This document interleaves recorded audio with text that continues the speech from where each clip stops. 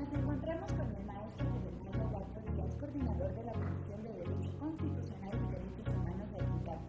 Bienvenido, maestro. Muchas gracias, a la orden. Su ponencia hoy en Foro ICC consistió en el combate a operaciones. Y usted comentaba que esta nueva legislación y programas que se aprobaron puede generar inseguridad. ¿Por qué pueden generar inseguridad? Con mucho gusto. A ver, es una propuesta de ley que todavía no se aprueba, pero que todo parece indicar que así será. Es decir, ya se aprobó por el Senado de la República, está en la Cámara de Diputados y todo parece indicar que con la mayoría que tiene el partido en el gobierno se aprobará. ¿Por qué señalo que puede generar inseguridad jurídica? Porque para mí genera mucha discrecionalidad por parte de las autoridades fiscales. Básicamente la propuesta nace con la idea de combatir a las empresas que se les denomina fantasmas, que no son fantasmas porque existen, pero que se les denomina de esa manera, que comercializan o venden comprobantes que amparan operaciones que se llaman inexistentes o simuladas, para muchos mejor conocidos como facturas o comprobantes falsos, que tampoco es lo correcto, pero que así es como se conoce. Eso es lo que se busca combatir. Sin embargo, la propuesta en esencia o lo que trae detrás es que tanto la defraudación fiscal genérica como equiparada se van a considerar delitos de seguridad nacional y de delincuencia organizada. Y esto nada tiene que ver con el combate a las empresas fantasma. Todos estamos de acuerdo en que se combata a estas, tiene que combatirse. Me parece que es un flagelo y una conducta que erosiona muchísimo a la recaudación de impuestos, pero la defraudación fiscal no tiene nada que ver con esto. Si van de la mano, sin duda, tiene que establecerse un mecanismo para acabar con ellas, pero no de esa manera. Entonces, por eso señalo que genera inseguridad jurídica y que genera discrecionalidad para los contribuyentes que ni siquiera realizan estas conductas. En este sentido, hay algunos partidos que se han posicionado por solicitar una acción de inconstitucionalidad. ¿Cuáles son los factores que dan posibilidad a que estos cambios legislativos sean inconstitucionales? Yo mencionaría dos fundamentalmente, y dos de fondo y un tema de forma. El tema de forma es que la propuesta se aprobó por una mayoría simple de los diputados o de los partidos, de los legisladores, por lo menos en senadores, del partido en el gobierno. ¿Esto qué quiere decir? Hubo 44 senadores que no aprobaron esta reforma. Para promover una acción de inconstitucionalidad ante la Suprema Corte de Justicia de la Nación se necesitan cuando menos el 33% de los senadores. Si son 128, el 33% son 41 punto y algo, es decir, con 42 senadores que firmaran un documento como este, tendrían la posibilidad de que la Corte lo analizara. Ese es el tema de forma. El tema de forma. El tema de fondo son dos que yo veo. Uno, que tendría que cuestionarse por qué se pretende incorporar al delito de defraudación fiscal y defraudación fiscal equiparada como delito de seguridad nacional y como de delincuencia organizada. ¿Por qué? Porque estos dos delitos están establecidos en la Constitución como delitos graves y por lo tanto de prisión preventiva oficiosa. ¿Qué es esto de la prisión preventiva oficiosa?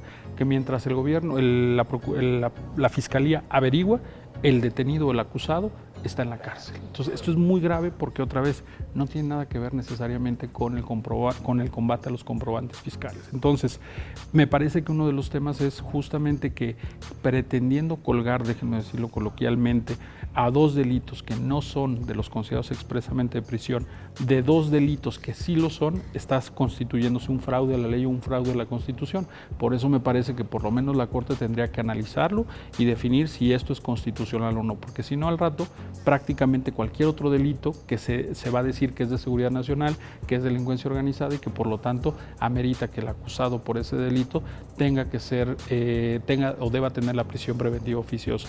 Y nada más para medir la gravedad de esto. Los delitos que son graves en la Constitución y que ameritan esta medida son, pongo tres ejemplos muy simples: la trata de personas, el narcotráfico y el terrorismo. Yo quiero ver pues cómo los contribuyentes no somos ni tratantes de blancas, no somos ni terroristas y no somos ni narcotraficantes. Me parece que por eso es, y así lo calificamos como una medida excesiva. ¿Qué es lo que pasa que en esta administración se vuelve un tema tan relevante? ¿No? Porque pareciera que el tema de la evasión y la defraudación siempre han sido temas importantes para la autoridad, pero que en este sexenio y en este gobierno han cobrado especial importancia. ¿Por qué? ¿Por qué tan grave? A ver, yo creo que sí son muy graves, sin duda que lo son delitos, son conductas, perdón, la de la comercialización de comprobantes bien delicados, y hay una razón, y que fue lo que vivimos el sexenio pasado. El mayor acto de corrupción que hasta el momento se ha detectado en el gobierno pasado fue la llamada estafa maestra. Esta estafa maestra, justamente para llegar a los beneficiarios finales, utilizaron esquemas como este: la expedición de comprobantes fiscales que no amparaban ninguna operación, de empresas que no tenían la infraestructura y que desaparecían al año o a los 2 años de aparecer. Entonces, hay una razón sin duda. Me parece que la medida se justifica en la forma en la que se dieron las cosas el sexenio pasado, pero me parece, reitero, que es excesiva, porque está pretendiéndose catalogar a personas que no incurren en esas acciones. De hecho, parte de lo que nosotros hemos estado proponiendo es que vayamos al revés. Castiguemos la conducta de la comercialización de comprobantes y que cuando llegue a un tema de defraudación, entonces se castigue ambas conductas, pero no al revés, que partamos de la base de castigar la defraudación fiscal como delito grave y después lleguemos a la de comprobantes. De hecho, y aquí quiero ser también muy puntual en 2 cosas. Uno, sin duda debe combatirse esta práctica. Eso me parece que nadie en su sano juicio, ningún empresario, ninguna persona está en contra de que esto se combata. Debe hacerse porque afecta a la economía, porque afecta a la competencia, pero debe hacerse de una forma adecuada. Y esa forma adecuada, por lo menos nosotros, como vemos ya las condiciones, es que se establezca que la defraudación fiscal será sancionada así, pero solamente cuando tenga un agravante o una calificación, que sería utilizar los comprobantes fiscales que justamente se dan de operaciones simuladas o inexistentes. Me parece que si este gobierno muestra buena fe, tendría que ir por ahí la modificación que en su caso se hiciera ahora en la Cámara de Diputados. ¿Usted considera que con estas observaciones que han hecho no solamente el INCAP, sino otras organizaciones, cabe la posibilidad de que para finales del año, para cuando estaba contemplado entrar en vigor esta nueva disposición, llegue a cambiar y se haga nada? Lo veo difícil, hay que ser realistas, lo veo difícil porque si se hace una modificación en la Cámara de Diputados, tendría que regresar al Senado de la República para que a su vez la aprobara y después a su vez regresar otra vez a la Cámara de Diputados. Me parece que por esa razón sería difícil, pero si este gobierno quiere dar una muestra de buena fe, me parece que tiene que hacerlo. Yo creo que sería demostrar que verdaderamente se busca acabar con esta conducta y que no se está buscando un arma que pueda ser de persecución política. Eso es lo delicado. Yo sé y insisto mucho siempre en mis pláticas que la parte política a los técnicos no nos interesa o no nos debe interesar, pero no encuentro, por lo menos yo no encuentro, después de haber visto todo este proceso legislativo, una razón de por qué, si ya hay una herramienta como es el combate, el delito que se refiere a la comercialización de comprobantes, tengamos que tener un tema que genere inseguridad jurídica para quien por un error, por una falta de claridad, a lo mejor en una disposición fiscal, diga que tiene que hacer una determinada declaración y que a juicio del SAT la califique como errónea.